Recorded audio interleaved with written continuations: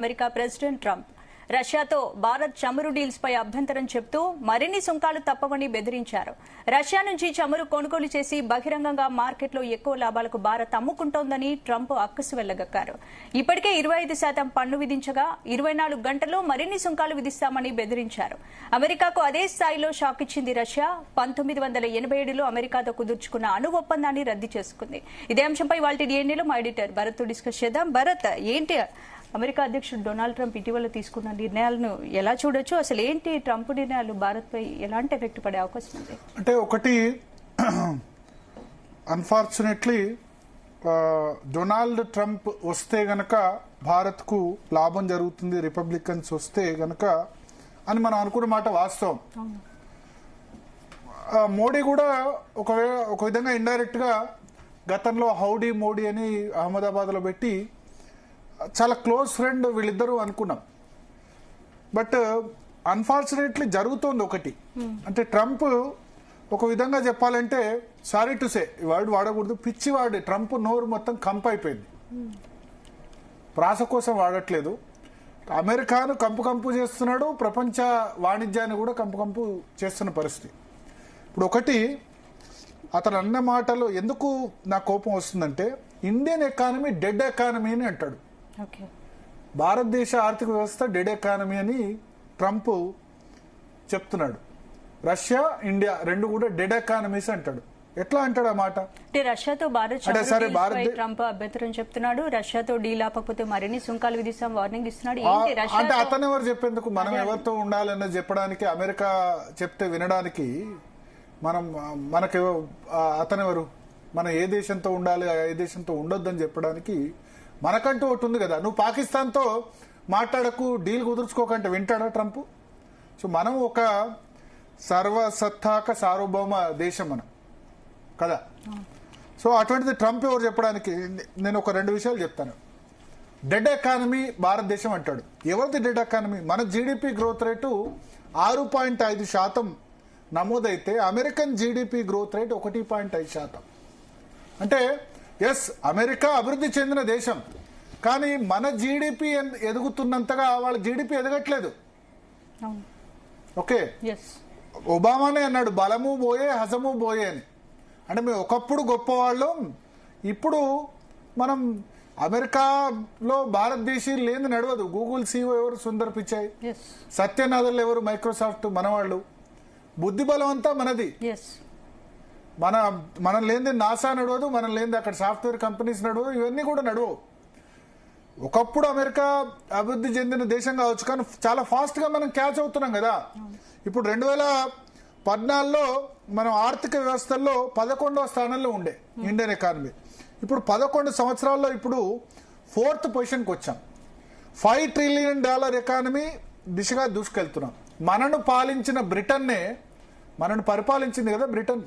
ఎన్ని సంవత్సరాలు? 150 సంవత్సరాలు పరిపాలించిన బ్రిటన్నే మనం ఆర్థిక వ్యవస్థలో దాటేశాం. $4.187 ట్రిలియన్ ఇవాళ ఉంది ఎకానమీ. 10 సంవత్సరాల్లో మన గ్రోత్ రేటు కన్సిస్టెంట్ గా 6 to 7% ఉంటే వాళ్ళ జీడిపి 1 నుంచి 2% కూడా గ్రోత్ కావట్లేదు. ఓకే, ఇప్పటికీ మనకంటే అతిపెద్ద ఆర్థిక వ్యవస్థ కావచ్చు, కానీ మనం చాలా ఫాస్ట్ గా వాళ్ళని క్యాచ్ చేసే దిశగా వెళ్తున్నాం. సో మనది డెడ్ ఎకానమీ అన్న మాటల మీద మేబీ రాహుల్ గాంధీ దాన్ని అవును పొలిటికల్ ఆపోనెంట్ గా ఖండించవచ్చు, కానీ భారతదేశీయుడుగా నేను దాన్ని ఖండిస్తున్నా. అందుకని ట్రంప్ నోరు కంపని చెప్తున్నా.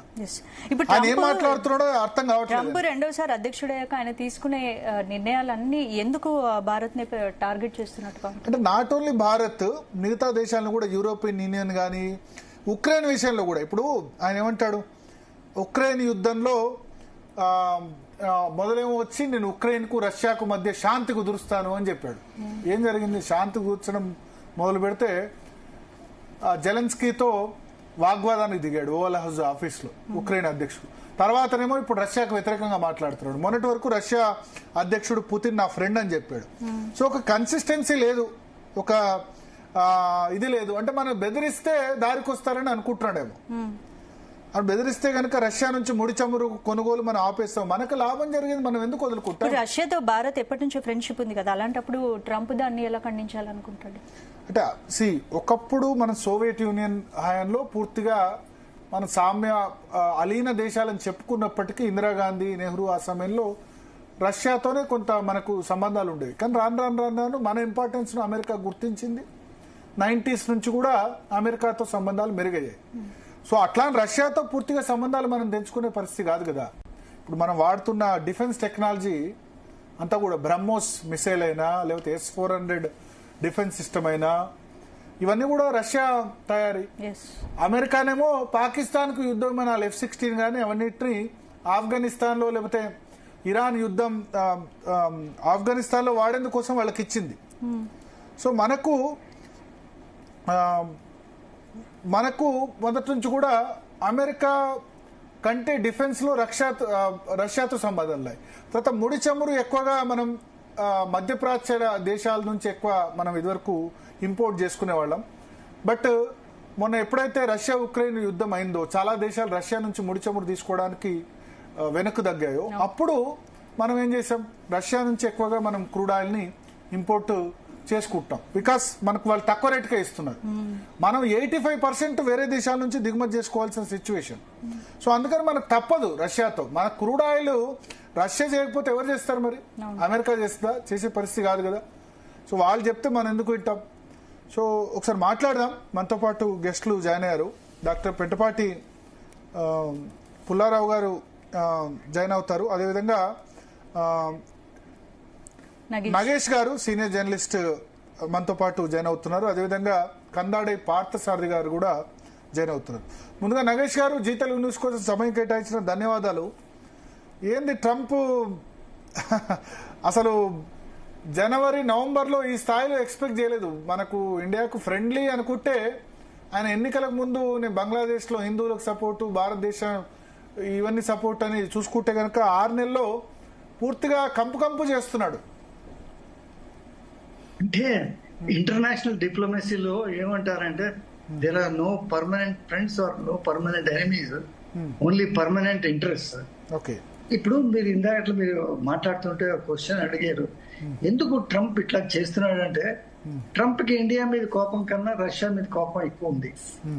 ఈ ట్రంప్ ఆర్గ్యుమెంట్ ఏమిటంటే ఇప్పుడు ఇండియా రష్యా నుంచి ఆయిల్ కొని మళ్ళా మనం ఏమిటంటే యూరోపియన్ దేశాలకి అమ్ముతున్నాం అనేది, ఏది ఎస్పెషల్లీ డీజిల్ జెట్ ఫ్యూల్ అమ్ముతున్నాం అనేది. అయితే దాంట్లో ఏమిటంటే ఇండియా బోర్డు ప్రాఫిట్ చేసుకుంటున్నది. దీనివల్ల రష్యాకు కూడా ఒక అవకాశం దొరుకుతున్నది తను ఆయిల్ అమ్మడానికి. ఏదైతే రష్యాకి డబ్బు వస్తున్నదో అది ఏమిటంటే వార్ లో వాడుతున్నది. సో ఇండైరెక్ట్ గా ఇండియా ఏమిటంటే రష్యన్ వార్ ఎఫర్ట్ ని సపోర్ట్ చేస్తున్నది అనేది. సో ఇప్పుడు ఏమంటాడు, India China they are the biggest purchaser of Russian oil. అయితే ఇక్కడ మనం అమెరికా హిపోక్రసీ మనం గమనించాలండి. అమెరికా కానీ యూరోప్ దేశాలు కానీ మనం గమనించాలి. అమెరికా ఈ రోజుకి అప్పుడే మూడు సంవత్సరాలు దాటిపోయింది. ఇది రష్యా ఉక్రెయిన్ వార్ లో ఒక 100 శాంక్షన్స్ పెట్టింది రష్యా మీద. మీరు ఇది చేస్తే మేము అది చేస్తాం, మీరు ఇది చేయడానికి వీల్లేదు, ఇది చేయడానికి వీల్లేదు అని పెట్టినా ఈ రోజుకి ఏమిటంటే uranium hexafluoride for its nuclear plants కొంటున్నది, plus palladium for its electric vehicles కొంటున్నది. అది కాకుండా ఫర్టిలైజర్ అండ్ కెమికల్స్ కొంటున్నది రష్యా నుంచి. ఫస్ట్ ఇప్పుడు చేయవలసిన పని ఏమిటంటే ట్రంప్ మనకి ఒక లెక్చర్ ఇచ్చే ముందు తనది 3 కొనుక్కోవడం మానేసిన తర్వాత మనకి ఒక లెక్చర్ ఇస్తే బాగుంటుంది. ఇప్పుడు పరిస్థితి ఏమిటంటే ఇంకా ఇవాళ నిన్నేమన్నాడు, we will substantially increase the tariff. అంటే ఇప్పుడు ఏదో చాలేనంటే 25% ప్లస్ ఏమిటంటే మనం ఆయుధాలు ఆయిల్ కొనుక్కుంటున్నారని దాని మీద పెనల్టీ వేస్తాడు. ఇవాళ కొత్త మాట చెప్పాడు, ఏమిటి ఫార్మాస్యూటికల్స్ కూడా ఏమిటంటే జనరల్ గాను, అంటే ఫార్మాస్యూటికల్స్ లో ఇండియాకి నేమ్ చేయలేదు, బట్ ఏమంటారంటే యూరోప్ దేశాలు అవిను పర్టికులర్ గా బ్రిటన్, జర్మనీ అమెరికాకు వచ్చే ఫార్మాస్యూటికల్స్ లో మూడో వంతు 4వ వంతులో కొంటున్నాయి, మనం వాళ్ళకన్నా చాలా ఎక్కువ కొంటున్నాం అనేది దీని సంగతి కూడా నేను ఉండగా నేను ఇది పడతాను దీని సంగతి కూడాను అనేది అంటాడు. ఇప్పుడు ఏంటంటే మేక్ అమెరికా గ్రేట్ అగైన్ అతను స్లోగాను ఆ దారిలో పోతున్నాడు. Okay okay. సో ఒకటి ఇక్కడ పార్థసారథి గారు, ట్రంప్ సంబంధించి సరే మనం స్టాండ్స్ చాలా దేశాల మీద మాట్లాడాడు. ఫస్ట్ అసలు రష్యాతో నా మిత్రుడు పుతిన్ నేను యుద్ధాన్ని ఆపుతానని స్టేట్మెంట్ చేసి ఇప్పుడు రష్యా దగ్గర మనం ఆయిల్ కొనొద్దని ఎట్లా చెప్తాడు? అంతకుముందు జో బిడెన్ తిట్టాడు రష్యా విషయంలో, రష్యా ఉక్రెయిన్ యుద్ధాన్ని ఎంకరేజ్ చేస్తున్నారు, నేను ఆపేస్తా అని చెప్పాడు.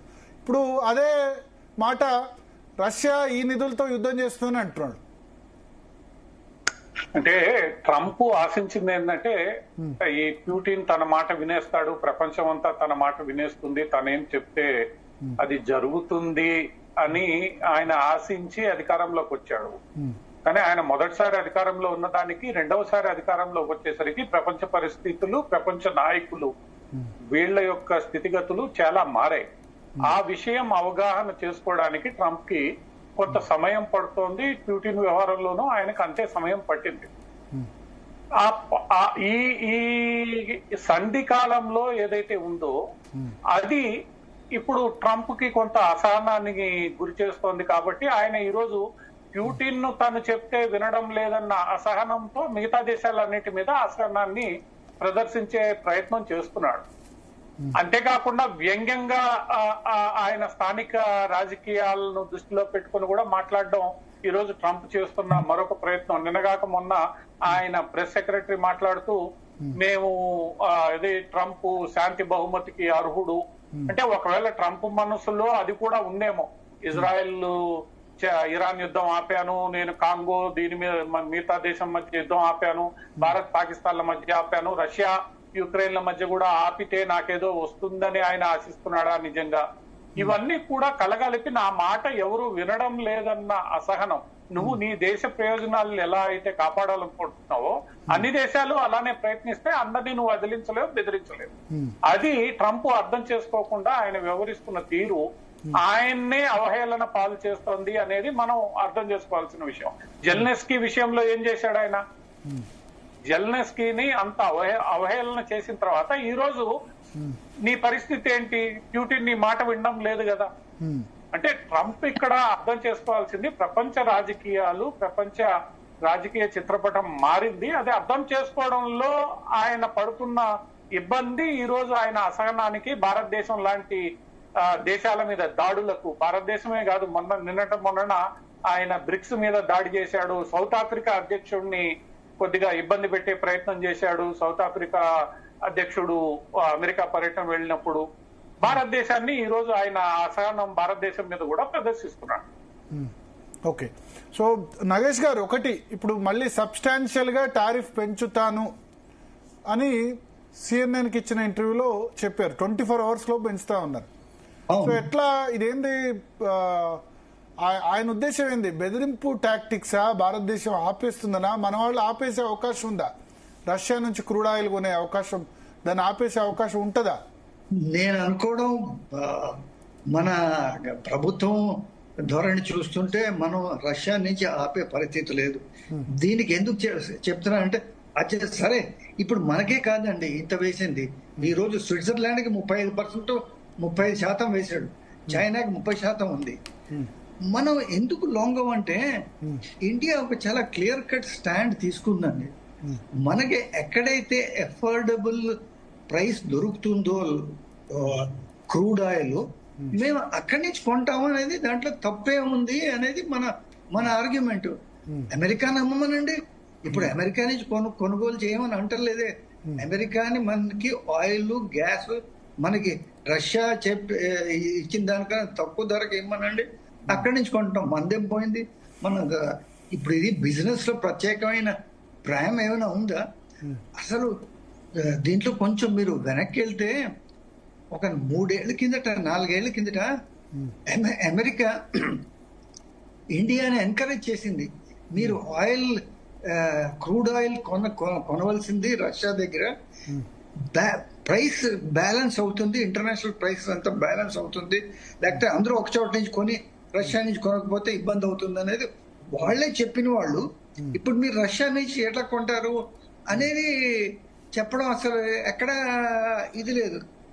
అయితే ఈ రోజు ఇండియా స్టాండ్ కూడా రోజుకు రోజు హార్డన్ అవుతున్నది. ఏది మనం ఇక్కడ సాఫ్ట్ కాటన్ లేదు. ఈ రోజు మనం చూసాం ఈస్టర్న్ ఆర్మీ కమాండ్ ఒక ప్రెస్ క్లిప్పింగ్ రిలీజ్ చేసింది. ఆ ప్రెస్ క్లిప్పింగ్ ఏమిటంటే అమెరికా పాకిస్తాన్ కి ఒక 54 నుంచి 71 దాకా $2 బిలియన్, అప్పుడు $2 బిలియన్ అంటే ఇప్పుడు లెక్క వేసుకోండి $10 బిలియన్ ఆర్మ్స్ అమ్యునిషన్ ఇచ్చింది. సో ఇప్పుడు వాళ్ళకి అంత ఇచ్చినప్పుడు మనం రష్యా నుంచి ఆర్మ్స్ కొనడంలో మనకి తప్పే ఉంది. ఇప్పుడు ఇంతకు ముందు ఏమిటంటే అమెరికా పాకిస్తాన్ కి సేబర్ జెట్లు, F-16లు, బ్యాటన్ ట్యాంక్లు ఇవన్నీ ఇచ్చింది. ఇవన్నీ పాకిస్తాన్ వాళ్ళు మన మీద వాడారు. అది అమెరికాకి ఇప్పుడు గుర్తు చేస్తున్నాం మనం. అది మరి ట్రంప్ ఏమిటంటే హెడ్ స్ట్రాంగ్, వింటాడా లేదా అనేది అది ఒక పెద్ద సమస్య. ఓకే ఓకే అదే ఒక చిన్న విషయం ఏంటంటే సార్, ఇక్కడ ఏ దేశం కూడా తన ఆర్థిక వ్యవస్థను పూర్తిగా దిగజార్చుకునే ప్రయత్నం చేయదు. ఓకే, ఈ రోజు మనం చమురు రష్యా నుంచి తీసుకోకపోతే మనం అత్యంత అధిక ధరలలో కొనడానికి సిద్ధమైన చమురు అందుబాటులో ఉండదు. ఎందుకంటే రష్యా నుంచి ప్రపంచ వాణిజ్యంలోకి వచ్చే చమురు శాతం మనం పరిగణలోకి తీసుకుంటే అది చాలా ఎక్కువ పరిణామంలో ఉంటుంది. సో ఈ రోజు భారతదేశం ఇంత కష్టపడి ఎదుగుతున్న వేళ తన తల తాను నరుక్కోదు. ఎట్టి పరిస్థితుల్లో ఏ నాయకుడైనా నరుక్కోవాలని చూస్తే అది ఆత్మహత్య అవుతుంది, ఆ పార్టీకి గాని ఆ నాయకుడికి గాని. అందుచేత ఎట్టి పరిస్థితుల్లో నరేంద్ర మోడీ గారు కావచ్చు, ఎవరున్నా కూడా భారతదేశ నాయకత్వంలో నరేంద్ర మోడీ గారు ఇంకాస్త గట్టిగా మాట్లాడుతున్నారు. వేరే వాళ్ళు ఉన్నప్పటికీ కూడా ఎవరు ఆత్మహత్య చేసుకోవడానికి ఇక్కడ ఇష్టపడరు. మీకు అంత చమురు శాతము అంత ధరలో, ఎందుకంటే మీరు ఒకటి ఎక్కువ ధర పెట్టినా దొరకాలి, రెండోది ఎక్కువ ధర పెడితే అది మళ్ళా ఆర్థిక వ్యవస్థకి ఇబ్బంది వస్తుంది. అందువల్ల భారతదేశం ఉన్న పరిస్థితుల్లో ఏ నాయకుడు కూడా ఈ రోజు నువ్వు అదిలించి బెదిలించితే వెంటనే ఇదయ్యే పరిస్థితి లేదు. నిన్నగాక మొన్న మన విదేశాంగ శాఖ విడుదల చేసిన ప్రకటన కూడా ఒక్క రోజులో నువ్వు ఆపే షిప్మెంట్ నే అంటే ఆపడానికి కుదరదు. ఇవి అంతర్జాతీయ ఒప్పందాలు, లాంగ్ టర్మ్ ఒప్పందాలు ఉంటాయి. నువ్వు ఆల్టర్నేటివ్ కూడా చూపించగలగా. ఓకే ఓకే సో ఒకటి నాగేష్ గారు, మన రెసిప్రోకల్ టారిఫ్స్ మనం విధించలేమా? చైనా విధించినట్టుగా మనం ఎందుకు రివర్స్ గా మనం రెసిప్రోకల్ టారిఫ్స్ మనం ఎందుకు వేయట్లేదు? మనం రెసిప్రోకల్ టారిఫ్ వేస్తున్నాం కనుకే ట్రంప్ కాదు అంటే సరే, ఇప్పుడు ఆయన ఫ్లాట్ గా 25% వేసినట్టు, అప్పుడు చైనా వేసింది కదా ఫ్లాట్ గా 25 వేస్తే వాళ్ళు 50 వేసినట్టు, అట్లా మనం వేరాదా? లేదు, మనం అంత స్ట్రాంగ్ పొజిషన్ లో లేవు. అదే కాకుండా ట్రంప్ కి ఇదంతా ఎక్కడి నుంచి మొదలెట్టిందంటే, ఇది మన దగ్గర హార్లీ డేవిడ్సన్ మోటార్ సైకిల్స్ ఉన్నాయి వాళ్ళ దగ్గర. ఇది ఏమిటంటే చాలా పాపులర్ మోటార్ సైకిల్స్. దాని మీద మనం 125% ఎంతో వేస్తాం మనం ఇంపోర్ట్ డ్యూటీ. అయితే ఆయన బుర్రలో కూర్చుంది 125% వేస్తారా ట్యాక్స్ అనేది. దాని తర్వాత మనకి ఏంటంటే కొన్ని టారిఫ్ బ్యారియర్స్ ఉన్నాయి. అక్కడి నుంచి మనం కార్లు తెప్పించాం. రెండోది ఏంటంటే అక్కడి నుంచి మనం డైరీ ప్రోడక్ట్స్ తీసుకోం. మనం అగ్రికల్చర్ ప్రోడక్ట్స్ కార్న్ లేకపోతే వాళ్ళకి ఇవన్నీ సర్ప్లస్ ఉన్నాయండి. అమెరికాకి చాలా మటుకు ఇవన్నీ సర్ప్లస్ ఉన్నాయి. వాళ్ళకి ఏంటంటే మనకు అమ్మితే వాళ్ళకి ఉద్యోగాలు వస్తాయి అనేది. సో మనం రెసిప్రోకల్ టారిఫ్స్ వేసి మనకి లాభం లేదు. ఒక ఈ అగ్రికల్చర్ ఇప్పుడు చైనా అట్లా వేయడం వల్ల వాళ్ళిద్దరు కలిసి అల్టిమేట్ గా ఆ టారిఫ్ 150-200% దాకా తీసుకెళ్లి మళ్ళా ఇద్దరు దారికి వచ్చారు కదా. అంటే అట్లా కాదండి, ఇప్పుడు అమెరికాకి వేరే మార్కెట్స్ కూడా ఉన్నాయి. ఇండియాకి లేదని కాదు. అమెరికా ఒకటి గుర్తుంచుకోవాలండి, China and India are the 2 biggest markets, not only for imports but for manufacture also. ఇది నిన్న మొన్న ఒక కొన్ని రోజుల కింద యాపిల్ హెడ్ టిమ్ కుక్ వచ్చాడు ఇండియాకి. టిమ్ కుక్ వచ్చి ఒక మాట అన్నాడు, యుఎస్ లో అయిన వచ్చిన ఐఫోన్స్ చాలా మటుకు majority of the iPhones come from India. చైనానే ఐఫోన్ తయారైంది ఏంటంటే అవి యూరోప్కి పోతాయనేది ఇది చేస్తున్నారు. బట్ ఇప్పుడు ఏమిటంటే ఈ ఒకవేళ రెసిప్రోకల్ టారిఫ్స్ వాళ్ళు వేసారు అనుకోండి, ఇప్పటికే ట్రంప్ ఏమంటున్నాడు, మీరు ఐఫోన్స్ ఇండియాలో తయారు చేయకండి అనేది అంటున్నాడు. మన రెసిప్రోకల్ టారిఫ్స్ వేస్తే మరి అమెరికాకి ఇప్పటికీ ట్రేడ్ ఇంబ్యాలెన్స్ చాలా ఎక్కువ ఉంది. మనం వాళ్ళ దగ్గర నుంచి చాలా తీసుకుంటున్నాం, మనం పంపించేది చాలా తక్కువ. సో నష్టం మనకే అవుతుంది. మనం పంపించేది ఎక్కువ, మనం వాళ్ళ దగ్గర నుంచి తీసుకునేది తక్కువ. అవునండి, అంతే కదా. లేదు మనం వాళ్ళ దగ్గర నుంచి తీసుకున్నది ఎక్కువ. తీసుకునేది ఎక్కువనా? ఏం తీసుకుంటాం మనం? మన ఎక్స్పోర్ట్స్ ఎక్కువ కదా, అమెరికన్ ఇంపోర్ట్స్. లేదు మన ఎక్స్పోర్ట్స్ తక్కువ అండి వాళ్ళ ఎక్స్పోర్ట్స్ కన్నా. లేదనుకుంటా నగేష్ గారు. అట్లా కదా, ఇంకోటి చెప్తాను నగేష్ గారు, మన ఎక్స్పోర్ట్స్ ఎక్కువ అనుకుంటా, ఎందుకంటే ఫార్మాస్యూటికల్, టెక్స్టైల్, డైమండ్స్ ఇవన్నీ. లేదండి, అది కాదండి. ఇప్పుడు పాయింట్ అది కానే కాదు. ఇప్పుడు అమెరికాది $18 ట్రిలియన్ ఎకానమీలో ఎంతో ఉంది. మన ఇంకా $5 ట్రిలియన్ ఉన్నాయి. వాళ్ళు ఇలాంటి షాక్స్ అబ్జార్బ్ చేసుకోగలరు. ఒకవేళ ఏంటంటే మన రెసిప్రోకల్ టారిఫ్ వేసి దానివల్ల వాళ్ళకి ఏదైతే ఎకానమీ ఇంపాక్ట్ అవుతుందో అది ఆ షాక్ అబ్జార్బ్ చేసుకోగలరు. మనది చిన్న ఎకానమీ కంపారిటివ్లీ. సో మనం ఈ చిన్నదే బట్ గ్రోయింగ్ కదా, చిన్నదే బట్ ఫాస్టెస్ట్ గ్రోయింగ్ కూడా కదా. ట్రంప్ అన్నట్టు డెడ్ ఎకానమీ అయితే కాదు కదా. డెడ్ ఎకానమీ అనేది ఆయన ఏదో లూజ్ గా మాట్లాడాడు. ఆయన రష్యా డెడ్ ఎకానమీ అవుతుందా, ఇండియా డెడ్ ఎకానమీ అవుతుందా? బట్ ఏమిటంటే మనకి ఏమిటంటే GDP growth rate major economies లో మనది ఫాస్టెస్ట్ గ్రోయింగ్ అనేది మనం చెప్పుకుంటున్నాం. కానీ మనది ఏమిటంటే మీది 6.2% 6.4% ఏదో ఉంది కనుక మనది ఏమిటంటే మన బేస్ తక్కువ. మన బేస్ మీద పెరిగింది 6.4. ఇదే అమెరికా ఉంది అనుకోండి, వాళ్ళది $18 ట్రిలియన్ మీద 1% పెరిగినా కూడా వాళ్ళకి చాలా తేడా ఉంటుంది. 1% 2% పెరిగినా చాలా ఉంటుంది. అంటే ఓకే, ఇప్పుడు అమెరికా ఇప్పుడు కాదు కదా, 50-60 సంవత్సరాల నుంచి క్రితమే అభివృద్ధి చెందిన దేశం కదా. అవునండి, మీరు వాళ్ళ బేస్ ఉండడానికి కారణం అది. బట్ ఒబామానే అంటాడు అమెరికా సూపర్ పవర్ అన్నది పోతుంది కదా రాను. బలము పోయి హజము పోయి అని ఒబామా అనే చెప్పిన పరిస్థితి. ప్లస్ ఇంకొకటి, అమెరికా పూర్తిగా వేరే దేశాల మీద డిపెండ్. వాళ్ళ మందులు వాళ్ళు తయారు చేసుకోలేరు, వాళ్ళ బట్టలు వాళ్ళు తయారు చేసుకోలేరు. మనమో బంగ్లాదేశ్, వియత్నాము టెక్స్టైల్ మనం చేయకపోతే వాళ్ళ బట్టలు వాళ్ళు తయారు చేసుకోలేరు. ఎందుకంటే అక్కడ ఏ మేకింగ్ కాస్ట్ అయినా మనం మేక్ ఇన్ ఇండియా అన్నట్టు మేక్ ఇన్ అమెరికా అని చెప్పినా సరే దాని కాస్ట్ ఆఫ్ ప్రొడక్షన్ ఎక్కువ కదా. అవునండి, కాస్ట్ ఆఫ్ లేబర్ ఎక్కువ. ఎస్, కాస్ట్ ఆఫ్ లేబర్ ఎక్కువ కాబట్టి కాస్ట్ ఆఫ్ ప్రొడక్షన్ కూడా ఎక్కువ అయిపోయింది. కాస్ట్ ఆఫ్ ప్రొడక్షన్ లో అది భాగం అయిపోతుంది. అయితే అమెరికా ఏంటంటే ఇప్పుడు అమెరికాకి కాస్ట్ ఆఫ్ లేబర్ ఎక్కువ కనుక ఇప్పుడు బంగ్లాదేశ్ కి, ఫిలిప్పీన్స్ కి, వియత్నాం కి, ఇండియాకి లాభం. ఎందుకైతే మన టెక్స్టైల్స్ అక్కడికి మనం ఎక్స్పోర్ట్ చేయగలుగుతున్నాం. బట్ అమెరికా ఏంటంటే డిపెండెంట్ ఉంది అంటే అది ఏది ఇలాంటి లో టెక్నాలజీ ప్రొడక్ట్స్ మీద డిపెండెంట్ ఉందంటే వాళ్ళు ఈ కాస్ట్ అబ్జార్బ్ చేసుకుని వాళ్ళు ప్రొడక్షన్ లైన్స్ పెట్టుకుని వాళ్ళు చేసుకోగలరు. ఏది minus the labour. Without labour they can produce these textiles. వాళ్ళకి కెపాసిటీ ఉంది, వాళ్ళకి టెక్నాలజీ కూడా ఉంది వాళ్ళకి.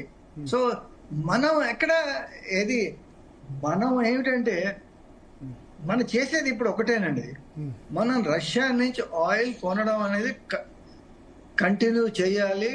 అమెరికాకి లొంగకుండా మనం చేయాలి. అమెరికా మన మీద ఒత్తిడి తీసుకొస్తుంది. 24 hours లోపల సబ్స్టాన్షియల్ ఇంక్రీజ్ ఇన్ టారిఫ్ చేస్తామంటున్నాడు. దానికి మనం లొంగకుండా మనం ఉండాలి. అది దాన్ని బట్టి ఎందుకైతే ఇప్పుడు దీంట్లో 2 ఆస్పెక్ట్స్ ఉన్నాయండి. ఒకటి ఏమిటంటే ట్రేడ్ ఆస్పెక్ట్, రెండోటి డిప్లొమసీ ఆస్పెక్ట్. ఇప్పుడు రష్యా ఏమిటంటే మనకి ఎలాంటి పరిస్థితిలోనే రష్యా ఫ్రెండ్. మనకు 71లో ఎప్పుడైతే బంగ్లాదేశ్ యుద్ధం అయిందో ఎవరు మనతో నిలబడ్డారు? రష్యా నిలబడింది. అమెరికా ఏం చేసింది? 7th ఫ్లీట్ పంపించింది బే ఆఫ్ బెంగాల్లో. సో మనకి ఏదైనా కూడా నష్టమో కష్టమో ఏమైనా కూడా మనం రష్యాతో కలిసి చేయాలి. మనకి ఏమిటంటే మన ఇంట్రెస్ట్ కూడా దీంట్లో ఏముంది మనం చాలా స్పష్టంగా చెప్తున్నాం. ఇప్పుడు వెస్ట్ ఏషియా నుంచి అమెరికా నుంచి మనం ఆయిల్ కొంటే మన రష్యా ధరకి రాదు, అది ఎక్కువ అయిపోతుంది. ఆ ధరకి అమ్మమనంటే మనం అక్కడి నుంచి తీసుకుంటాం అనేది మన స్పష్టంగా ఏది మినిస్ట్రీ ఆఫ్ ఎక్స్టర్నల్ అఫైర్స్ చెప్పింది అది. ఓకే ఓకే పార్థసారథి గారు అంటే ఎట్లా ఉండాలి మన ఇప్పుడు మనం ఎక్స్పోర్ట్ మనం మేజర్ గా టెక్స్టైల్ లేదా ఫార్మాస్యూటికల్స్ ఐటీ ఇవన్నీ కూడా ఏమైనా ఇంపాక్ట్ అవుతాయా? మళ్ళీ ఇంకా టారిఫ్స్ పెంచుతానని చెప్తున్నారు. పెద్దలు నగేష్ గారు చెప్పిన దాంట్లో అమెరికాతో మనం చేసే వాణిజ్యం మనం మొత్తం వాణిజ్యంలో అతి కొద్ది % మాత్రమే. రెండవది ఈ ట్రేడ్ డెఫిసిట్ అనేది ఏదైతే మనం క్యాలిక్యులేట్ చేస్తున్నామో అమెరికా నుంచి మనం దిగుమతి చేసుకునే వస్తువుల విలువ తక్కువగా ఉంది. అందువల్లే ట్రంప్ మీకు మేము ఎక్కువ అమ్మలేకపోతున్నాం, మీ టారిఫ్స్ ఎక్కువ ఉన్నాయి అన్నది ఆయన ఆరోపణ చేస్తున్న విషయం. కాకపోతే ఇక్కడ ఓవరాల్ గా ఈ ట్రేడ్ కి సంబంధించిన వ్యవహారం మనం చూస్తే కేవలం మనం ఇక్కడి నుంచి పంపించే వస్తువులు సేవలే కాకుండా అక్కడి నుంచి తెచ్చుకునే వస్తువులు సేవలే కాకుండా ఇప్పుడు మన విద్యార్థులు లక్షలాది మంది అమెరికాలో చదువుతున్నారు, వాళ్ళు అక్కడ ఖర్చు పెడుతున్నారు, మన టూరిస్టులు వెళ్తున్నారు. ఇది ఓవరాల్ గా తీసుకున్నప్పుడు ఏదైతే ఈ ట్రేడ్ డెఫిసిట్ క్యాలిక్యులేట్ చేస్తున్నారో ఆ ట్రేడ్ డెఫిసిట్ అనేది అంతగా పెద్దగా ఉండదు అనేది మన వాణిజ్య శాఖ వచ్చిన ఒక అంచనా. రెండవ విషయం ఇక్కడ ఇప్పుడు అమెరికాలో వాళ్ళు మేము ఫ్యాక్టరీ పెట్టుకుంటాము చేసుకుంటాము అని అనుకున్నప్పటికీ కూడా అమెరికానే ఈ రోజు ఈ మొత్తం వ్యవహారాన్ని, ఎందుకంటే అమెరికన్ కార్పొరేషన్లు ప్రాఫిట్ కోసమే ఈ గత 22 దశాబ్దాలుగా మొత్తం మ్యానుఫ్యాక్చరింగ్ ప్రాసెస్ ని బయటికి తీసుకెళ్లే మళ్ళా దాన్ని వెనక్కి తీసుకురావడం అనేది అంత సులభమైన విషయం కాదు. ఈ విషయంలో కెనడా కూడా గట్టిగానే మాట్లాడుతోంది అమెరికాతో, ఎందుకంటే కెనడా అమెరికాల మధ్య ఈ మ్యానుఫ్యాక్చరింగ్ యూనిట్స్ యొక్క డిస్ట్రిబ్యూషన్ చాలా ఎక్కువగా ఉంది. ఇక ట్రంప్ ఏదైతే ఈ టారిఫ్లు నేను 120% వేస్తా 150% వేస్తాను అన్నట్లు ఇందాక నగేష్ గారు చెప్పినట్లు కొన్ని విషయాల్లో మనం మొట్టమొదటి నుంచి ఏ రోజు అమెరికా చెప్పినట్లు వినలేదు. ఏది అగ్రికల్చరల్ ప్రొడక్ట్స్ విషయంలో గానీ ఈ డైరీ ప్రొడక్ట్స్ ఏవైతే మనకి ఈ అగ్రి ఎకానమీతో అసోసియేట్ అయిన కొన్ని ప్రొడక్ట్స్ విషయంలో మనం ఏ రోజు అమెరికా చెప్పిన, అందుకనే అమెరికాతో మన ఫ్రీ ట్రేడ్ అగ్రిమెంట్ బైడెన్ హయాంలోనూ పూర్తిగా కాలేకపోయింది, ఇప్పటికీ అవడం లేదు. అది అంత సులభంగా కాదు. ఈ విషయంలో ట్రంప్ అర్థం చేసుకోవాల్సింది ఏంటంటే ఆయన యూరోపియన్ యూనియన్ ని బెదిరించి ఫ్రీ ట్రేడ్ అగ్రిమెంట్ చేసుకున్నప్పటికి కూడా యూరోప్ లో ఏ దేశం కూడా సంతృప్తిగా లేదు. ఆ విషయాన్ని జర్మనీ ఛాన్సలర్ ప్రకటించాడు, ఫ్రాన్స్ అధ్యక్షుడు ప్రకటించాడు, అందరూ ప్రకటించారు. అలా అదిరించి బెదిరించి ట్రంప్ భారతదేశాన్ని లొంగ తీసుకుంటాను, ఎందుకంటే గత 10 ఏళ్లుగా ఈ ఫ్రీ ట్రేడ్ అగ్రిమెంట్ ఇద్దరు ముగ్గురితో మాట్లాడడం జరుగుతోంది. ఇద్దరు అధ్యక్షులు అయింది. మొదటి ట్రంప్ హయాంలోనూ ఫ్రీ ట్రేడ్ అగ్రిమెంట్ మీద చర్చ జరిగింది, బైడెన్ హయాంలోనూ జరిగింది, ఇప్పుడు జరుగుతోంది. భారతదేశం అంత సులభంగా లొంగి వస్తుందని ట్రంప్ అనుకుంటే ఏదో మాటలు చెప్పో బెదిరించో పాకిస్తాన్ తో నేను కలిసి తిరుగుతాను అని అనుకునో లేదా ఇంకోటి చేసి నేను చేస్తానంటే భారతదేశం వినే పరిస్థితుల్లో ఉండదు. విన్నా కూడా అది భారతదేశానికి ఆత్మహత్య అవుతుంది. కాబట్టి ఏ నాయకుడు వినే పరిస్థితి ఉండదు. ఇక్కడ ట్రంప్ అర్థం చేసుకోవాల్సింది ఏంటంటే ఫ్రీ ట్రేడ్ అగ్రిమెంట్ కానీ any trade agreement it is a give and take ఫార్ములాలో ఉంటేనే అది ముందుకు సాగుతుంది, లేదంటే అది అక్కడనే ఉండిపోతుంది. ఈ విషయంలో ఆయన 100% కాదు 120% వేసుకోమనండి. ఇప్పుడు అమెరికాకి మనం పంపించే, మీరే అన్నారు 80 నుంచి $100 బిలియన్, $40 బిలియన్ దగ్గర ఒక 35-40 బిలియన్ ట్రేడ్ డెఫిసిట్ ఉంది. అది మన ఎకానమీ మన యొక్క ఎక్స్పోర్ట్స్ ఇవన్నీ చూసినప్పుడు దాని విలువ ఎంత?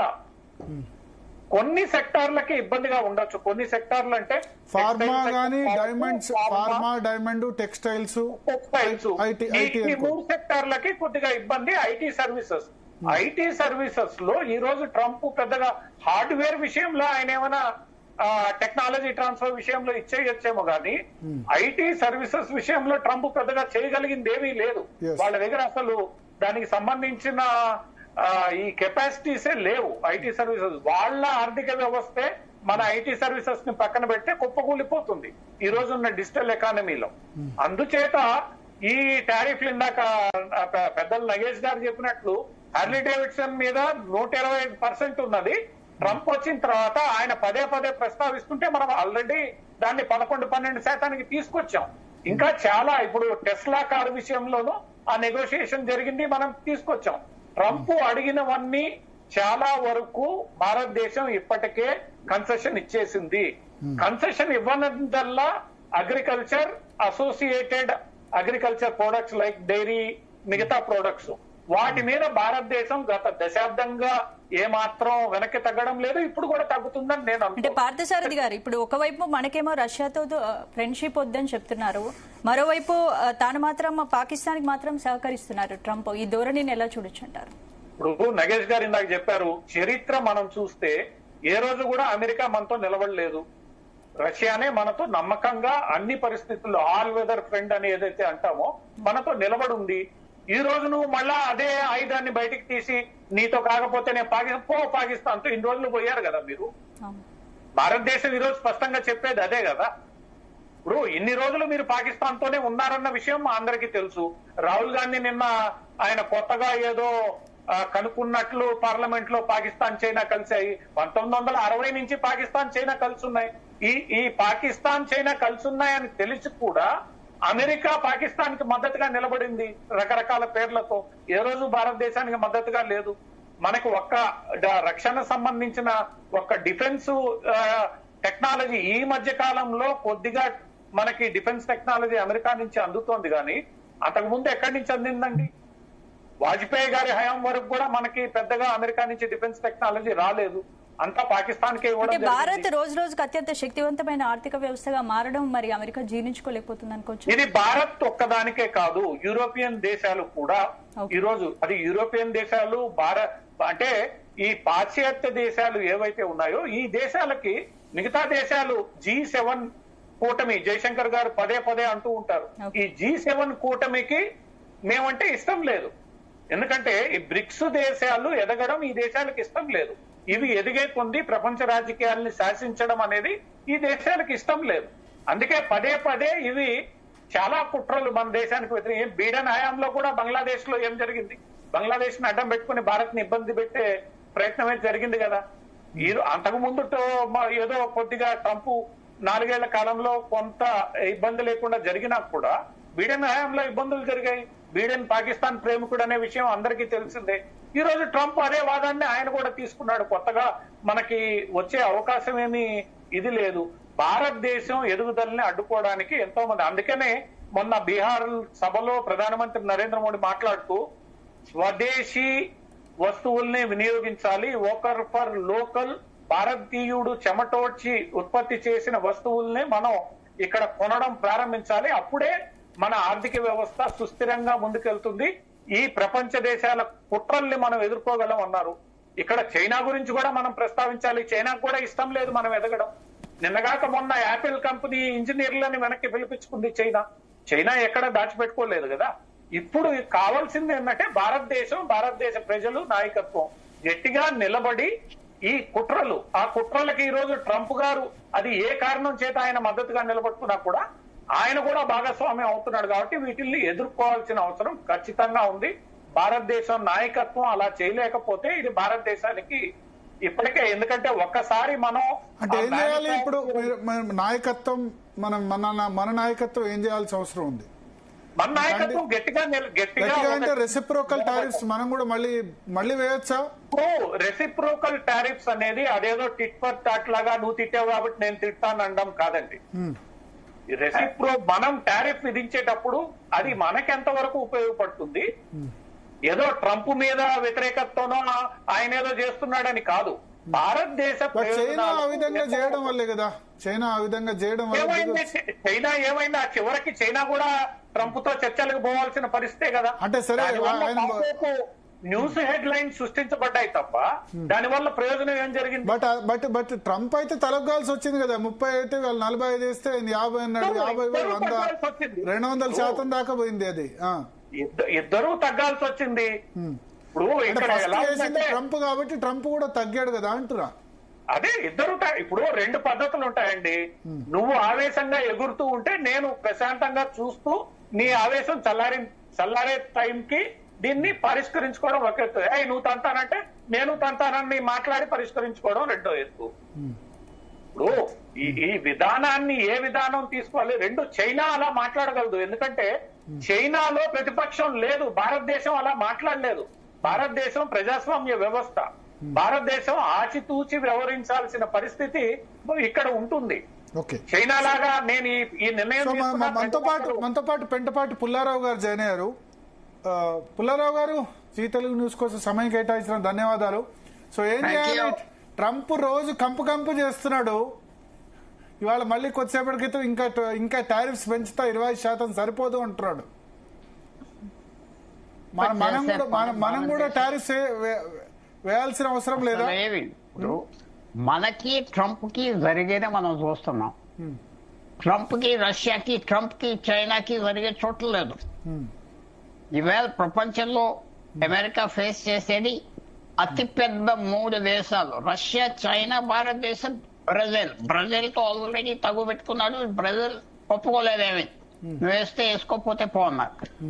ఇప్పుడు ట్రంప్ చేయబోయేది మనం ఎలాగో ఒప్పుకోం, రీటాలియేట్ చేస్తాం. మెల్లిమెల్లిగా ట్రంప్ తెలుసుకునేది ఏంటంటే భారతదేశం మనకి స్వతంత్రం వచ్చినప్పటి నుంచి స్ట్రాటజిక్ ఆటోనమీ అంటే ఇండిపెండెంట్ లైన్ గా మన నిర్ణయాలు మనం తీసుకుంటాం. ఎవరు తలకాయ తుపాకి పెట్టి ఇంతేసా, నువ్వు చేస్తావా, బలకొస్తావా, మాట్లాడతావా అయితే ఆయనకు అర్థం చేసుకుంటాడు మెల్లిగా. భారతదేశం 7,000-8,000 సంవత్సరాలు సివిలైజేషన్. చైనా, రష్యా ఇవన్నీ లొంగిపోయే దేశాలు కాదు. ఆయన ఏమనుకున్నాడంటే ఆ రోజు అలా వార్నింగ్ ఇవ్వగానే నరేంద్ర మోడీ ఫోన్ చేసి అయ్యయ్యా ఆగని వస్తున్నా అంటే పొమ్మన్నారు. వీలు లేదు. ఇందాక మాకు మిత్రుడు చెప్పినట్టుగా భారతదేశం ప్రజాస్వామ్యం ఇష్టం వచ్చినట్టుగా మోడీ గారు వెళ్ళి సంతకాలు పెడితే ఇక్కడ సాగదు. అందువల్ల అది ఎలాంటి ప్రజాస్వామ్యం అంటే చాలా విశేషమైన ప్రజాస్వామ్యం. దేర్ఫోర్ ట్రంప్ చేయొచ్చు, మనమంతా చేయు, మెల్లిగా చేస్తాం అంతే. ట్రంప్ దేని మీద ఆ $100 బిలియన్ ఎంతో ఎక్స్పోర్ట్స్ ఉన్నాయి, దాని మీద వేస్తాడు. అది మళ్ళీ అతని మీద మనం కొనే సామాన్ ఏంటి, వాళ్ళ దగ్గర నుంచి విమానాలు అయ్యి కొంటాం, ఓట్లేసి కొంటాం, అయ్యం కదా. మనమే పనిష్ అవ్వం కదా, అతనే పనిష్ అవుతున్నాడు. ఈవేళ డొనాల్డ్ ట్రంప్ భారతదేశాన్ని ఒక పాకిస్తాన్, ఒక బంగ్లాదేశ్, ఒక శ్రీలంక, వియత్నాం అనుకున్నాడు. అది పోతుంది రాను. ముందర మన సంబంధం చెడిపోతుంది. డొనాల్డ్ ట్రంప్ ఉండేది ఇంకో 2 సంవత్సరాలు 3 సంవత్సరాలు. భారతదేశం 7,000 సంవత్సరాల నుంచి ఉన్నది, ఇంకా ఉంటుంది ఆయన పోయాక. అందువల్ల నేను ఏమనుకుంటున్నానంటే ట్రంప్ తో మాటలతో తగవద్దు, అతన్ని అడ్రస్ చేయొద్దు. వాళ్ళు చేస్తున్నారు పనంతా. ఇది ఫారెన్ పాలసీ ఎక్స్పర్ట్స్ చెప్పి గవర్నమెంట్ చేసే పని. మనం చేద్దాం, మాట్లాడదాం, నిదానంగా చేద్దాం. అమెరికాతో చక్కటి సంబంధాల కోసమే మేము చూసుకుంటాం. అప్పుడప్పుడు అడ్డాలు వచ్చినా అన్నారు. అంటే ఆ లైన్ మీద వెళ్తారు. తర్వాత క్లియర్ గా చెప్పారు, రష్యా ఆయిల్ మేము కొనుక్కుంటాం, మీరు కొనుక్కోవట్లేదా రష్యా నుంచి? అమెరికా ఎంత కొనుక్కుంటుంది వాళ్ళ నుంచి? యూరోప్ ఎంత కొనుక్కుంటుంది? ఇప్పుడు రష్యా విషయంలో ఎందుకు స్టాండ్ మారుతుంది పదే ట్రంప్? ఎందుకు మారుతుందంటే ఆయన మాట వెళ్ళారు. ఈ 6 నెలల్లో ఒక్క రోజులో ఆప్ చేస్తా, ఏదో పుతిన్ నా ఫ్రెండ్, వీడు ఫ్రెండ్, వాడు ఫ్రెండ్, ఇవన్నీ ఫ్రెండ్షిప్ ఎంత? ఒకసారి నరేంద్ర మోడీ గారు 2 సార్లు ఒబామాని కలిశాడు, ఫ్రెండ్ అయిపోయాడా?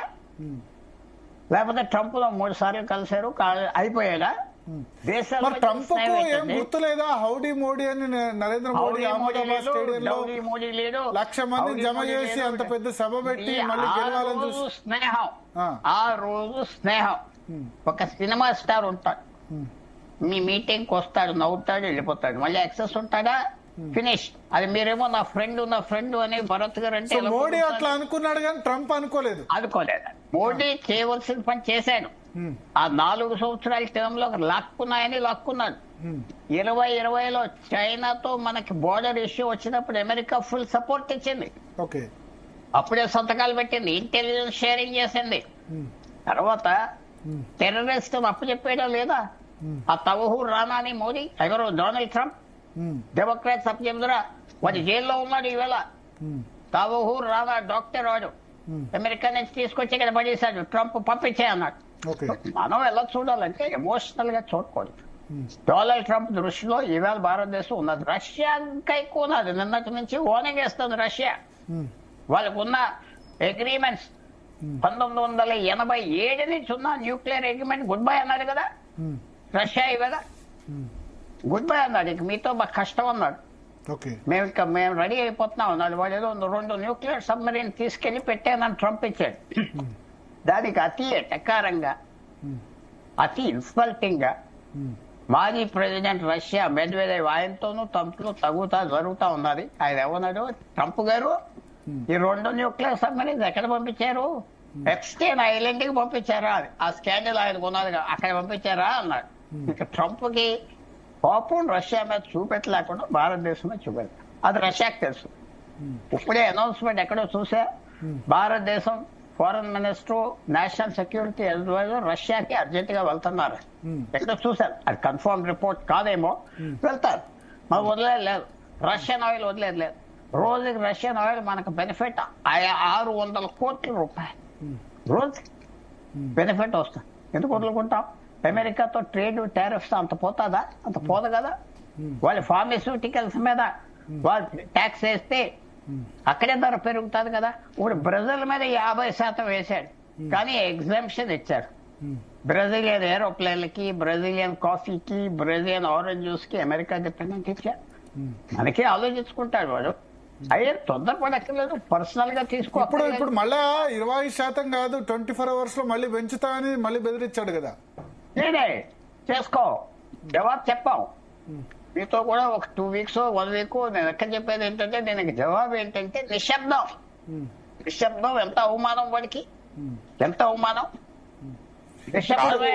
ఇప్పుడు నిశ్శబ్దంగా ఉన్నామనే కదా పెంచుతామని చెప్పింది. మన ఫ్రెండ్ నన్ను తిడుతున్నాడు అనుకో, నేను తిరిగి అప్పుడప్పుడు నేను తిడుతాను, తప్పది. నిశ్శబ్దం. నిశ్శబ్దం అంటే బెస్ట్ మెడిసిన్. ట్రంప్ కి అర్థం అవట్లేదు. భారతదేశం ఏమనుకున్నాడంటే, ఈ చక్కగా లా అండ్ ఆర్డర్ గా బాగా మెయింటైన్ చేసి కాళ్ళు చేతులు పట్టుకుని ఎన్ఆర్ఐలు ఉంటారు అక్కడ జాగ్రత్తగా. అలాంటి వాళ్ళు అనుకున్నారు, మన సంగతి తెలియదు వాడికి. తెలుసుకుంటాడు.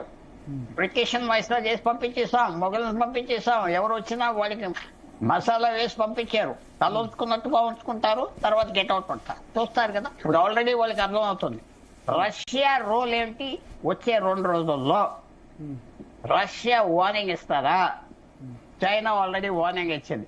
నీ థ్రెట్స్ గిట్స్ తీసుకొని పో, అట్లా పో అన్నారు. ఇవాళ నువ్వేటే బొమ్మలు థ్రెట్ని చేస్తున్నావు అన్నాడు చైనా. చైనా పొజిషన్ లో ఇందాక మన మిత్రులు చెప్పినట్టుగా మనం లేం. వాళ్ళకి ఇంకా ఆర్థిక బలం చాలా ఎక్కువ ఉన్నది, మనకంటే చాలా ఎక్కువ ఉన్నది.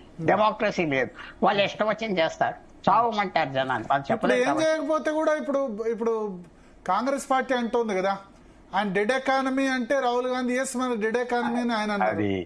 అది నేను పొలిటికల్ గా చెప్పాలంటే, అది నేను ఎవరు పేర్లు చెప్తే మళ్ళీ ఏదో వాళ్ళు ఇట్టావు వీళ్ళు ఇట్టావు, నాన్ సీరియస్ ఇష్యూస్ ని నాన్ సీరియస్ గా ట్రీట్ చేయాలి. రాహుల్ గాంధీ వ్యాఖ్యలు చేసి ఉండాల్సింది కదా. ఇప్పుడు వేరే దేశ అధ్యక్షుడు డెడ్ ఎకానమీ అంటే నిజమే డెడ్ ఎకానమీని అని ఉండాల్సింది కదా.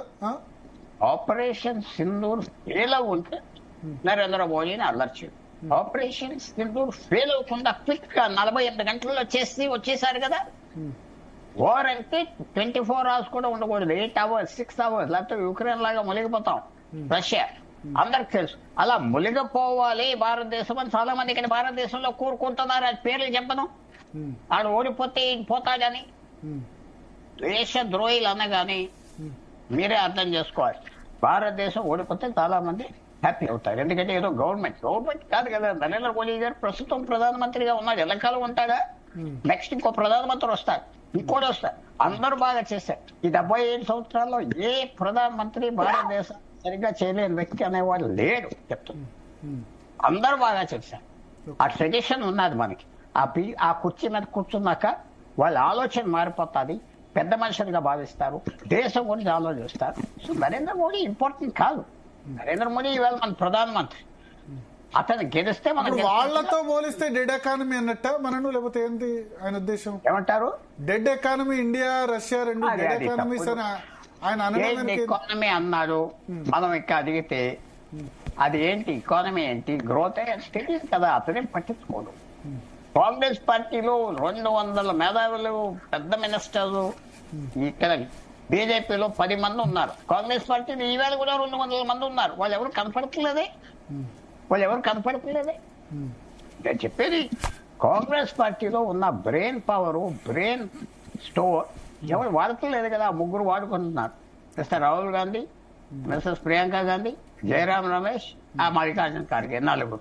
వాళ్ళే కాంగ్రెస్ పార్టీ. ఎవరు నాకు చెప్పండి.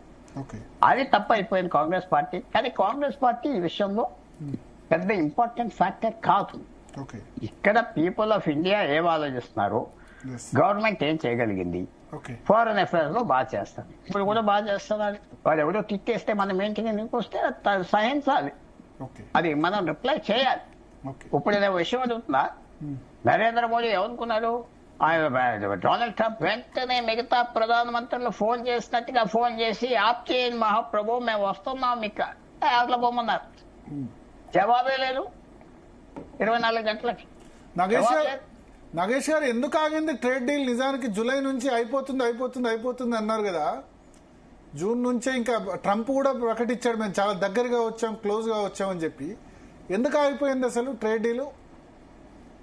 అంటే ఇప్పుడు ట్రంప్ కి అదొకటి కోపం ఉంది. ఏమిటంటే ఒక 4 rounds 5 rounds ఆఫ్ నెగోసియేషన్స్ జరిగాయి, దీనికి ఒక కన్క్లూజన్ రాలేదు, ఒక క్లోజర్ రాలేదు అనేది. ఎందుకైతే ఇండియా కొన్ని డిమాండ్స్ పెడుతున్నది. ప్రత్యేకంగా మనకి ఫెయిల్ అయింది ఎక్కడంటే ఇది ఈ అగ్రికల్చర్ డైరీ ప్రొడక్ట్స్ మీద. అగ్రికల్చర్ మీద మనం ఎలా ఒప్పుకుంటాం? మనకి 56% of the population is dependent upon agriculture. Number 1, మన ఇంపోర్ట్స్ అలౌ చేస్తే వీళ్ళందరూ గ్రామీణ ప్రాంతాల్లో రైతులు ఏం కావాలి? నెంబర్ 1. నెంబర్ 2, డైరీ ప్రొడక్ట్స్ అయితే మనం ఏమన్నా అంటే ఇట్స్ కల్చరలీ సెన్సిటివ్ ఇష్యూ. ఎందుకైతే వాళ్ళు అక్కడ ఆవులకి మాంసం పెడతారు, పోర్క్ కూడా పెడతారు వాళ్ళు. ఎందుకంటే ఆవులు బాగా బలిసి పాలు బాగా ఇవ్వాలనేది. మనకి అది ఎలాగ యాక్సెప్ట్ అవుతుంది? అది మనకి యాక్సెప్టబుల్ కాదు. సో ఇండియా ఏంటంటే ఇప్పుడు లొంగిపోవడం అనేది క్వశ్చన్ లేదు, ఎంత ఒత్తిడి తీసుకొచ్చినా కూడాను.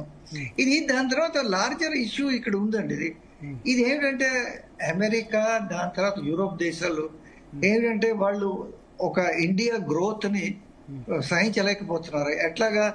ఇండియా ఇప్పుడు ఏంటంటే 3rd largest army in the world, దాని తర్వాత 5th largest economy which is likely to become 3rd largest economy in the world. వాళ్ళు ఇది ఓరవలేకపోతున్నారు. వాళ్ళు ఇండియా ఇంత ముందుకు వచ్చిందా అనేది ఎట్లాగా వాళ్ళు అనుకుంటున్నారు. సో అందుకు ఏమిటంటే ప్రతిదానికి ద్వంద్వ వైఖరి. ఇందాక నేను అమెరికా సంగతి చెప్పాను. వాళ్ళేమో రష్యా నుంచి న్యూక్లియర్ ప్లాంట్స్ నడుపుకోవడానికి, దాని తర్వాత ఎలక్ట్రిక్ వెహికల్స్ కావాల్సిన దానికి ఫర్టిలైజర్స్, కెమికల్స్ వాళ్ళు తెప్పించుకుంటున్నారు. వాళ్ళు ఫస్ట్ ఆపమని చెప్పండి, దాని తర్వాత మనకి వాళ్ళు సలహా ఇవ్వాలి. కానీ వాళ్ళు మనని ఆయిల్ ఆపేయమని చెప్పి దాని తర్వాత ఇంకోటి, ఇప్పుడు మనం ఆయిల్ సరే అమెరికా మాట వింటామని కూడా హైపోథెటికల్ క్వశ్చన్, ఆయిల్ ఎక్కడి నుంచి వస్తుందండి మనకి? సో ఇరాన్ నుంచి కూడా తీసుకోవడానికి వీల్లేదు కదా. ఎందుకంటే ఇరాన్ మీద కూడా రష్యా మీద ఎలాంటి శాంక్షన్స్ ఉన్నాయో ఇరాన్ మీద ఎలాంటి శాంక్షన్స్ ఇంపోజ్ చేసింది అమెరికా. సో మనం ఎక్కడి నుంచి తీసుకోవాలి? సౌదీ అరేబియా నుంచి తీసుకోవాలా? సౌదీ అరేబియాకి ఒక రోజు పాపం వచ్చి మన స్క్రూ టైట్ చేసింది అనుకోండి, మనం మీ బండి నా బండి నడవదు, అది ఇంట్లోనే పెట్టుకోవాలి. సో అమెరికా చెప్పిన సలహాలు అది మన దేశం ఇతరులు లేవు. అది వాళ్ళ ఎట్టి పరిస్థితిలో మనం అమెరికా చెప్పిన దానికి లొంగే పరిస్థితి రాకూడదు. థ్యాంక్ యూ నగేష్ గారు, పార్థసారథి గారు, పెంటపాటి పుల్లారావు గారు. మొత్తానికి స్పందన ఒకటి, మన ఎనర్జీ సెక్యూరిటీ దృష్ట్యా, ఎందుకంటే మనం 85% క్రూడ్ ఆయిల్ను దిగుమతి చేసుకుంటాం. మన అవసరాలకు, మన దేశంలో అవసరాలకు మన దగ్గర ప్రొడ్యూస్ అవుతుంది కేవలం 15%. 80% మనం ఇంపోర్ట్ చేసుకుంటాం. సో ఇంతకుముందు ఏంటంటే ఇరాన్ ఇరాన్ మీద చేస్తే అమెరికా సాంక్షన్స్ విధించింది, ఇరాన్, సౌదీ అరేబియా. ఇప్పుడు రష్యా ఉక్రెయిన్ వార్ తర్వాత యూరోపియన్ యూనియన్ కానీ అమెరికా కానీ ఇవన్నీ రష్యా దగ్గర తీసుకోవట్లేదు. కాబట్టి రష్యాకి ఎవరో ఒకళ్ళు కొనుగోలుదారు ఉండాలి. సో ప్రధానంగా చైనా, ఇండియా ఈ రెండు కూడా రష్యా నుంచి దిగుమతి చేసుకుంటారు. ఎందుకంటే వాళ్ళు మార్కెట్ కంటే చాలా తక్కువ రేటుకు మనకు సప్లై చేస్తున్నారు. సో మనకు ఎందుకు మనం ప్రధానంగా ఇంపోర్ట్ చేసుకునేది గోల్డ్, తర్వాత క్రూడ్ ఆయిల్, మూడోది పామ్ ఆయిల్ అంటే ఆయిల్. ఇవి కనుక తగ్గితే గనక కరెంట్ అకౌంట్ డెఫిసిట్ తగ్గి, అంటే మనం ఎక్స్పోర్ట్ చేసే వాటికంటే ఇంపోర్ట్ చేసుకునేవి ఎక్కువ పరిస్థితి. అదేంటంటే మేజర్గా క్రూడ్ ఆయిలే. సో క్రూడ్ ఆయిల్ ఒక దశలో ఉక్రెయిన్ రష్యా యుద్ధంలో $120 పోయినప్పుడు అత్యంత ఎక్కువగా సఫర్ అయింది మనమే. సో రష్యన్ ఆయిల్ని తీసుకోవడం వల్ల ఇప్పుడు మనకు చాలా బెనిఫిట్ అవుతున్నాం. ఇంతకుముందు చెప్పినట్టు రోజుకు 600 కోట్ల రూపాయల బెనిఫిట్ మనకు జరుగుతుంది. సో దాన్ని వదులుకునే పరిస్థితి మనం లేవు. ఖచ్చితంగా నాకు తెలిసి ఇప్పుడు ట్రంప్ చెప్పినా ఎవరు చెప్పినా రష్యా నుంచి ట్రంప్ తీసుకున్న నిర్ణయాలతో భవిష్యత్తులో అమెరికా భారత్ సంబంధాలు ఎలా ఉండే అవకాశం? సంబంధాలు ఎటుపోకుండా ఉండవు. టెంపరీగా ఉన్నా సరే అది ట్రంప్, ఎందుకంటే మన వాళ్ళు చాలా పాపులేషన్, దాదాపు 30 లక్షల మంది ఇండియన్ ఒరిజిన్ పాపులేషన్ అక్కడ అమెరికన్ సిటిజన్స్ అయ్యారు. చాలా మంది చదువుకుంటున్నారు. సో ఒక వ్యక్తి వల్ల సంబంధాలు ఆగవు. వీళ్ళు ఆపమన్నంత మాత్రాన ఆపిల్ ఇక్కడ మ్యానుఫ్యాక్చరింగ్ ఆపదు కదా. రేపు టెస్లా కూడా వచ్చి మన దగ్గర పెట్టాల్సిందే, ఎలాన్ మస్క్ కూడా మన దగ్గర పెట్టాల్సిందే. సో అమెరికన్ కంపెనీస్ ఫేస్బుక్ అయినా, గూగుల్ అయినా, ఏవైనా సరే, మైక్రోసాఫ్ట్ అయినా ఇండియాతో ట్రంప్ చెప్పారని బిజినెస్ చేయకుండా ఉండలేవు కదా. సో అల్టిమేట్గా ట్రంప్కు అవరోధం క్రియేట్ చేస్తున్నాడు, కానీ ఎక్కువ కాలం ఉండకపోవచ్చు.